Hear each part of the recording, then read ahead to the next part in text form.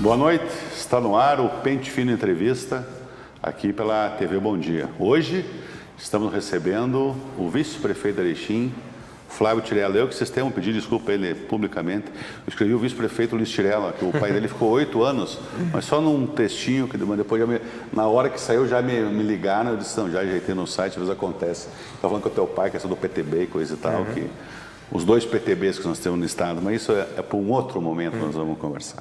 Hoje nós vamos conversar um pouco dessa experiência aí, já há quase 4 meses, então já dá para ter uma noção de como está a prefeitura.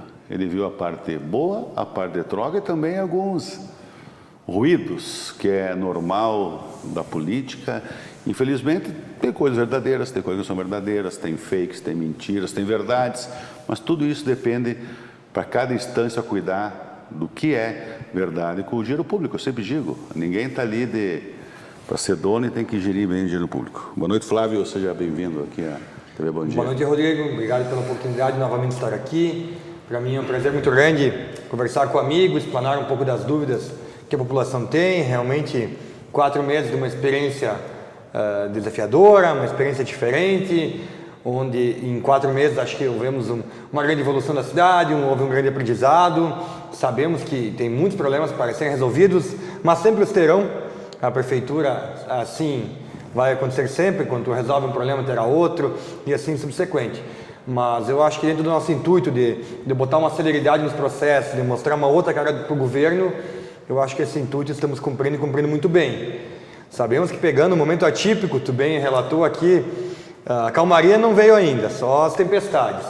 Então, 4 meses de problemas sucessivos. Com uma pandemia, então o motivo assim, que muitas ações que estão sendo feitas dentro da prefeitura, tu acaba não vendo que até ela se torna irrelevante para o grande público em função da pandemia, né? Entramos com uma pandemia, já na sequência, greve dos garis, depois uma pandemia que até então entendíamos que já não existiria mais, veio muito mais forte, tivemos que concentrar em leitos de UTI, em um momento bem diferente. Até então, até janeiro não tínhamos bandeira preta. A bandeira preta veio no nosso governo, acelerar para fazer um plano de cogestão, para a bandeira preta para vermelha, Polis no Porto Alegre, eu aqui trabalhando com o Comitê Covid, concomitante a isso uma greve dos garis, logo após o pessoal do comércio reclamando que gostaria de abrir suas portas e entendíamos na época com razão, o governador acertou em algumas coisas, mas errou em outras nessa parte do Covid. E um erro muito grande foi ter tirado o comércio para a problemática. Então o comércio não podia abrir.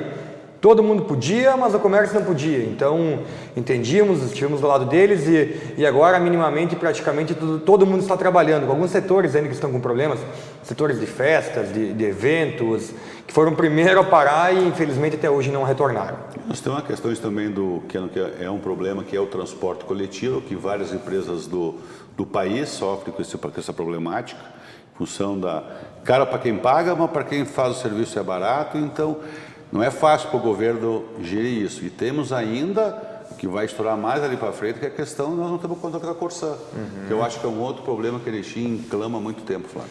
A empresa de transportes, Gaurama, diz que o contrato não foi bem feito, com essa redução acarretou em muitos problemas.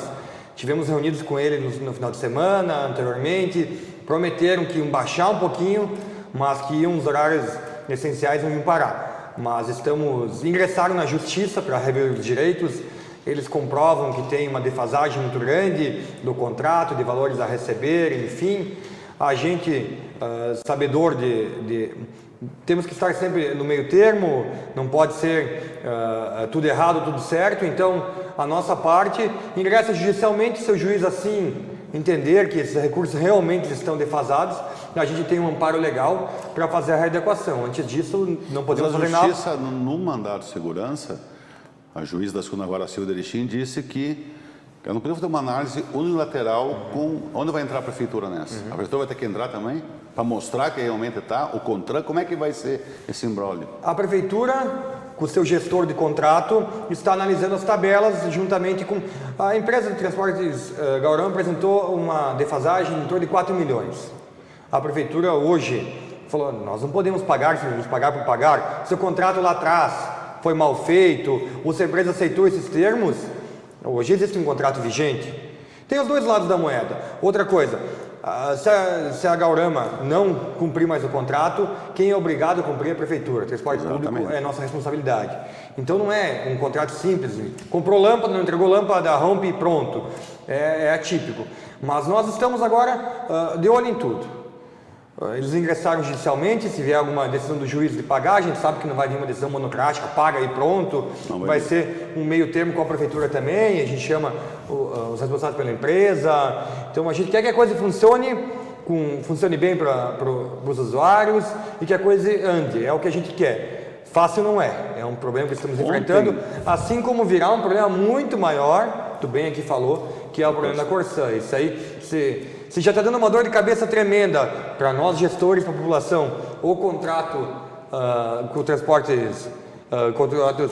público, imagina com a água que é pública também, aí, o que vem pela frente. Nós estamos gravando isso aqui sem saber o resultado da votação, se vai ter plebiscito ou não na Assembleia Legislativa. Isso. Depois nós vamos também, isso vai dar reflexo aqui sim. Nós temos uma outra questão, essa questão que falou o contrato do transporte público, o vereador do teu partido, Léo Dalzotto, teve na segunda-feira aprovado, convocando o presidente da GER, o Farina, porque ele era o secretário de administração da gestão passada, eu acompanhei a assinatura do contrato e eu estive no dia da licitação, que tinha duas empresas, a de Erechim, a de Concórdia, que é um nome bem estranho, Oniderna, que também fez o pedido essa semana para a Concórdia estar aguentando. Então, numa saída que ela achava não colocado, fazer o preço do primeiro, provavelmente essa não vem. Esse teria descartado essa hipótese. Municipalizar, eu não acredito que o município tenha dinheiro. Ter de fazer um contrato emergencial paga muito mais. Né? E paga muito mais nesse momento. E ontem, diante disso, nós conversávamos aqui, eu e o Leandro, fazendo um bate-papo aqui, eu e o Leandro, com relação nós temos um problema dos transportes escolar. Então, assim, daqui a pouco, uma ideia, eu não sei a parte legal, Flávio, é uma coisa que tu quer tentar ajudar todo mundo. Nos horários que eles não fazem mais, por que não cadastrar esses transportes escolar para eles poderem fazer tipo essa lotação do Porto Alegre dentro do município? Eu não sei o que é a parte legal disso, mas seria uma ideia de fazer os caras cobrar lá um pouco mais que passar, mas que o cara possa ter o transporte do bairro para o centro. Isso aí é tudo ideias que podem vir a surgir ali, manda para a Câmara de Vereadores, organiza, se a prefeitura vai assumir o transporte, isso aí é tudo. Se a empresa atual não conseguir mais prestar o serviço de boa qualidade, não conseguir mais prestar o serviço. Mas a gente entende, a empresa é uma empresa daqui, que já presta o serviço há muito tempo. Nesse momento, a gente ainda trabalha com a possibilidade da empresa se reorganizar e tal, e continuar. Então, nesse momento, não trabalhamos, pensamos em plano B, mas não trabalhamos com plano B. Uma campanha vitoriosa, mais 58% dos votos válidos, incontestável, né, nas urnas. Assumiram, montaram o secretariado e essa semana iniciou com, infelizmente, internet, coisa, não sabe se é verdade ou mentira, com bombardeio de informações contra o governo. Como é que tu recebe esse tipo, e-mails anônimos, tem documentos que são verdadeiros, mas não tem ações ainda? Como é que tu lida com esse tipo de informação? Tu é um jovem na política. Isso. O teu pai sentiu muito isso no passado e agora tu está sentindo também. Como é que é lidar com isso no dia a dia? Antigamente existia menos um pouco, porque era mais difícil a informação, era mais um jornal falso colocado embaixo na caixinha dos correios, embaixo da sua porta de casa, enfim. Mas a gente não fica confortável com uma situação dessa. Mas o tempo vai nos ensinando, vai ganhando uma casca e a casca vai ficando grossa. Então a gente acaba entrando por um ouvido e saindo por outro. Ainda mais que normalmente quando vem a informação, ou é de alguém que tem algum problema, de alguém que está sentido por uma eleição que já terminou, ou 99% das vezes é os fake news. E isso aí, o Polis não poderia concorrer, o Polis não ia concorrer, e o Polis está aí, concorreu e vai findar o mandato dele com toda certeza. É o que eu posso informar. E hoje, mais especificamente, nós estamos gravando na terça-feira, que ia sair um despacho judicial que o Polis não estaria mais no governo, estaria em novas eleições. Então a gente escuta de tudo todo dia. Eu acho que infelizmente isso só nos atrasa, só perde tempo, a gente perde muito tempo explicando, dizendo que não é verdade, dizendo que isso é uma inverdade. E nós, homens públicos, infelizmente, estamos aí com o peito aberto. Hoje não é fácil.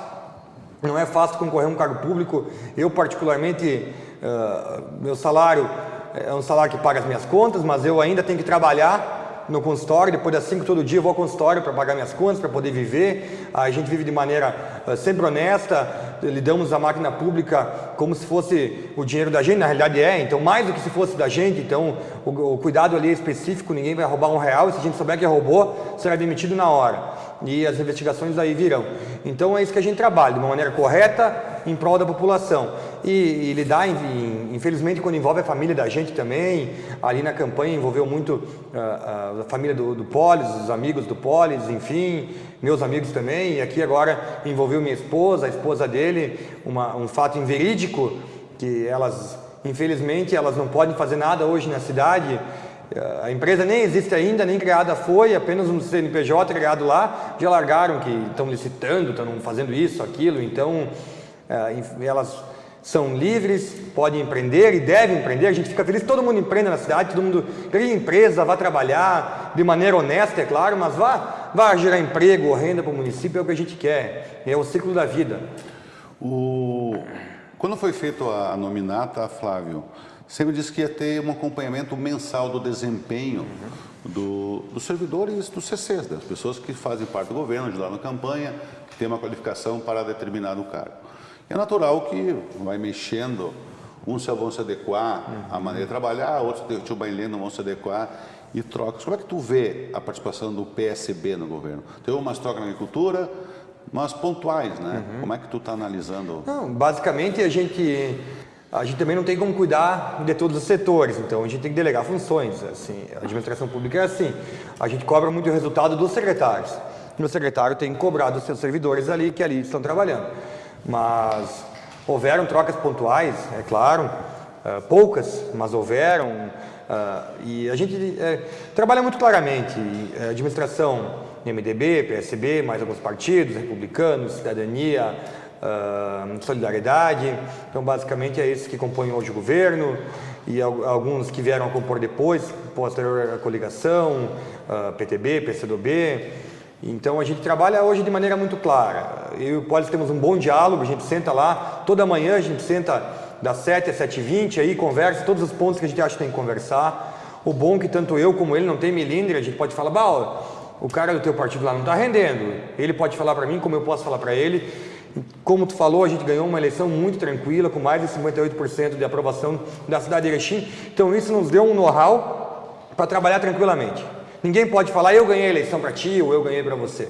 Pelo contrário, a gente sabe que... Na eleição passada do Zevoto teve isso, 4 anos, que por isso perdeu aquela hora a mais que dormiu, isso não teve agora. Não teve, a gente está botando lá quem a gente imagina, pelo menos não vou ser demagogo, fazer demagogia aqui, pelo menos na linha de frente não existe acomodação política.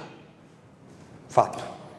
Tem bastante gente técnica também trabalhando, Bastante. Foi aproveitado muita gente da linha de carreira que está atuando dentro o Polis, muito sabedor, ele cobra muito, Polis, consequentemente o Flávio também, a gente cobra, a gente faz reunião de secretariado uma vez por mês, chamamos os secretários, tanto eu como ele, e existe cobrança, a gente quer meta, a gente quer cobrança, a gente quer ação, aí não existe sentar naquela cadeira e esperar os 4 anos passar, aí não faz parte do nosso governo. Você está fazendo a interlocução com o Legislativo, né?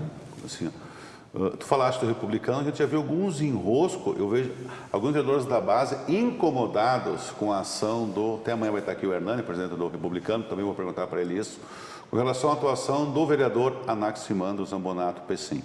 Na semana passada, assumiu o primeiro suplente, mas no dia seguinte ele assumiu um cargo na prefeitura, no governo econômico. Deu uma repercussão, eu fiz uma matéria de uma discussão que teve entre ele e o vereador do teu partido, o Aida Osoto, e ele ganhou as redes e foi embora. Realmente eu escutei, eu vi, né? Como é que vocês lidam com esse tipo de coisa? A gente respeita tudo e a todos. Tá, o secretário Hernani está fazendo um bom trabalho, republicanos têm um espaço no governo, o secretário pediu para o Rony Gabriel integrar o governo também, o Rony Gabriel fez 800 votos, é um guri que de repente fez algumas colocações inadequadas, mas que hoje faz parte da base do governo e tenho certeza que vai fazer tudo para fazer um bom trabalho. Quanto ao secretário, o vereador Anax, o vereador Anax esteve junto na vitória, pelo menos fazia parte da coligação vitoriosa, mas sempre mostrou que tem alguns ideais diferentes e está procurando seu caminho. É uma situação difícil, mas da qual os republicanos que têm que lidar com o seu vereador. Então a gente me deixa bem claro.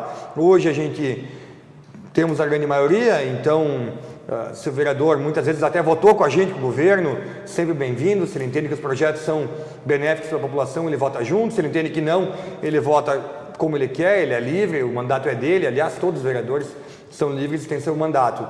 E ele mais vota contra o governo que a favor, isso a gente sabe, mas ele é livre hoje e nada impede do bom espaço do Republicanos no governo. Mas incomoda os vereadores que eu vejo eles bravos. Incomoda, e principalmente entre os próprios Republicanos, né? Entre eles mesmos ali a situação não é fácil, mas aí é cada partido que se resolve em casa. Olha, parece que é cedo, né? O ano que vem nós temos eleições já, passa rápido, né? De ano sim, ano não.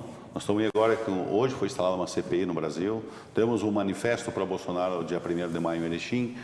Então, os movimentos estão começando já, tudo já em 2022. Vai ser um ano extremamente tenso, eu diria, em função da pandemia. Como é que o PSDB, tu agora é vice-prefeito, tu pensa em buscar outro cargo agora ou tu tem esse compromisso de fechar os 4 anos como vice? Eu entendo que o município de Erechim precisaria ter um deputado estadual e um deputado federal. Está caindo de maduro, mas entendo que a dificuldade é muito grande em termos de deputado estadual e federal, principalmente federal. Federal hoje, de repente, se nós conseguirmos elegermos um estadual agora, trabalhar um tempo para ali na frente virar um deputado federal. Mas eu até pouco pensei sobre isso, mas já vou te confessar aqui que minha intenção não é concorrer a nenhum cargo ano que vem. Estou muito bem ali, aprendendo muito sobre administração e gestão pública, estou enganjado em muitos projetos. Tenho gostado muito da maneira como o Polis e eu estamos levando o governo, então, nesse momento, não tenho pretensão alguma em deixar a vice-prefeitura de Erechim. Já vi alguns nomes, aquele que saiu do governo, o Sarap iria para federal, agora está morando em outro município. Eu vi o Alho Dalzotto também se colocando na condição, eu vi muitos possíveis pré-candidatos estadual. Nós vamos querer a mesma coisa no próximo ano, eu imagino. É muito cedo ainda, mas eu acho que, infelizmente, vamos ter bastante candidatos a deputado, pelo menos a estadual. A federal, o município de Erechim, não é um município tão grande, então, por exemplo, vou citar 2 exemplos, no MDB tem que fazer 80 mil votos para ser deputado federal, no PSB tem que fazer 65 mil votos. Eu vejo inviável uma candidatura para se eleger. Então, se quem quer marcar posição, ou quem quer fazer uma votação para almejar um espaço público no governo, alguma coisa assim, aí é válido, mas uma eleição viável hoje, eu acho que o nome mais viável seria que poderia se eleger, que é o nosso maior nome hoje, é o prefeito Paulo Polis, da qual também não conversei com ele fortemente sobre isso, mas também não vejo interesse nele hoje em ser candidato, vejo que está focado, assim como eu, na administração pública de Erechim. Então, fora o nome dele, para deputado federal, não vejo viabilidade em nenhum nome que aí está, nem no meu, inclusive. A gente sabe que vai chegar no momento, por mais que se queira uma união regional, que seja o ideal, mas as pressões de cima dos partidos, tu acaba cedendo. Aí tu vê vereadores, quem tem 3, 4 vereadores, cada um apoia um para ver, eu fiz 800 votos, eu fiz 1000, e assim as pessoas vão se enraizando na nossa região. Isso que tu falou de ninguém tem viabilidade, só cresce o abismo. É importante deixar bem claro aqui que nós do PSB, hoje com 2 vereadores, com o Juarez e o Kuali, temos candidatos, pré-candidatos que até gostariam de ser candidatos, mas não somos dono da verdade. Inclusive o Alho Dalzotto, que falou que gostaria de ser candidato a deputado estadual, pode rever essa posição também. Então, se de repente resolverem formar um bloco, o PSB não é empecilho para isso. Temos um nome à disposição, mas entendemos que é melhor para o município de Erechim e para todos, no nome de algum só. Por nós não somos empecilho. E o nome do Flávio, particularmente, aqui novamente não é empecilho. Já falei isso há 4 anos atrás, quando começaram a ventilar. Na época, a Rafaela estava grávida, estava para vir meus 2 filhos, e logo na pré-campanha eles nasceram, e quando era para decidir se seria candidato ou não, eles estavam inclusive no hospital, e eu já de antemão falei, Flávio não é empecilho para ninguém, não serei candidato. E da mesma maneira agora, a minha intenção é continuar como está, continuar na vice-prefeitura de Erechim e fazendo um bom trabalho. Recentemente o PSB local teve uma grande perda. O Jorge Silvano, presidente do partido, estava trabalhando no Passo Fundo, mas tinha todas as suas relações com Erechim. Como é que internamente o PSB, eu sei que tu sofreu muito na época, nós conversamos várias vezes com relação a isso. Como é que está o PSB? Quem que assumiu o partido hoje, Erechim? Na realidade é assim, nós tínhamos que fazer uma organização aqui para maio, junho, e já estavam cobrando de nós fazermos uma reorganização. E o nosso eterno presidente Jorge Silvano Silveira, do qual eu gosto muito, infelizmente veio a falecer com Covid, já estava de malas para ir embora de Erechim. E a esposa dele, a Cláudia, se aposentou do Banrisul e ele já estava em pouco tempo também, inclusive pegou o Covid quando foi a praia de Santa Catarina ver um apartamento para comprar, porque pouco tempo se aposentaria aqui da Emater e iria embora. E Araranguá, agora lembrei o nome da praia. E ele estava se cuidando com o Covid, mas foi ver esse apartamento e veio com o Covid de lá.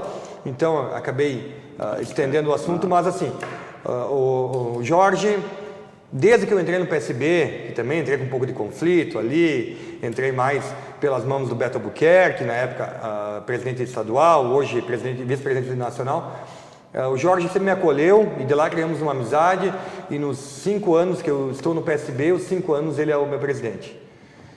Nesse momento, o vice-presidente é o Wally Dalzotto, da qual internamente está assumindo, mas confesso que ele ainda não começou a responder para o presidente, que ainda não tive coragem de fazer essa transição, tem que pegar um atestado de óbito do Jorge, enfim. Então hoje não trabalhamos ainda, não reunimos o partido até por causa da pandemia, mas hoje atualmente então o vice-presidente naturalmente vira o presidente do partido, mas para mim particularmente o Jorge sempre me ajudou, me apoiou, nunca pediu nada em troca, naquele companheiro, aquele irmão que acreditava em mim, nos meus ideais e estava sempre pronto, Rodrigo. Se eu falava, Jorge, às 7 horas da manhã passo te pegar, temos uma entrevista, às 7 da manhã estava pronto. Jorge, temos uma reunião hoje importante, sempre pronto. O cara estava sempre, coração bom, gente boa. E aqui quero deixar um agradecimento especial à sua esposa Cláudia e à sua filha e dizer que ele, tomara a Deus que esteja num lugar muito melhor que a gente. Flávio, mas tem outra questão que sexta-feira passada o Poli esteve em Porto Alegre conversando com o secretário Busato com relação à articulação com os municípios, com relação a esse contrato que cada ano que passa é uma confusão o hospital, dinheiro. E o município colocando dinheiro. E vai ter que colocar, não tem jeito. Vai. E nós estamos gastando muito mais em saúde agora, e os números do primeiro quadrimestre, para frente vai ser apresentado, tu vai ver que o que você gasta em saúde em função da pandemia está muito acima do teto que a Constituição prevê, que é 15%. Eu acho que vai chegar a 23% frouxo não chegar no final do ano, agora no primeiro quadrimestre. Com certeza. Vai chegar um momento que o município vai ter que injetar novamente, porque o próprio ex-prefeito, na reta final, botou 9 milhões para acabar as contas do ano. Na época lá, o Zanella e o meu Todos pai também vão colocar agora de colocavam. novo para o próximo e não tem jeito. E o déficit vem aumentando. Uma vez era 300 e poucos mil. E agora sei que em torno de 400 e poucos mil reais. Arredondamos para meio milhão por mês. 6 milhões por ano. Então 6 milhões por ano. Então, inevitavelmente, já éramos para ter revisto o contrato. Até participei junto com o prefeito da reunião com a secretária Arita Bergman de Saúde, uma reunião virtual, é claro, para vermos do contrato. Então ali ficou estabelecido que joga mais 60 dias. Naquele momento não tinha como rever. Mas com o compromisso que o Hospital Santa Terezinha é um grande hospital, um hospital resolutivo e está com o contrato defasado 12, 14 anos, não vou ter afirmar a última vez que foi revisto esse contrato, que foi feito o contrato e nunca foi reajustado, e ganha menos que hospitais de muito menor porte, como os hospitais litorâneos ali de Tramandaí, Imbé, enfim. Foi feito um estudo, o ex-diretor fez, mostrando a resolutividade do Santo com relação a outros municípios que não têm a alta complexidade, que recebem mais que nós. Aí, infelizmente, entra a força política. Infelizmente, e tudo aumentou, basta saber, eu sou dentista, eu comprava uma caixa de luva a R$17, hoje uma caixa de luva se compra a R$100, e o Santa, a lei da oferta e da procura, então infelizmente o Santa está sofrendo muito com isso. Um hospital resolutivo, pegamos um hospital com 10 leitos de UTI, hoje estamos em 26, então quando apertou o Santa esteve lá. Espero que o Estado reconheça isso. E agora, em pouco tempo também, vejo que o Covid, graças a Deus, começou a dar uma recaída, embora os leitos de UTI ainda estão bastante comprometidos. Mas não está entrando, né? Mas não está entrando, exatamente. Chegamos a ter 80 leitos clínicos de UTI disponíveis. Nunca precisou os 80. Em torno de 50 e poucos. Chegamos a ter 80, ocupamos 50 e poucos. Hoje, se não me falha, melhor é 14 ou 16.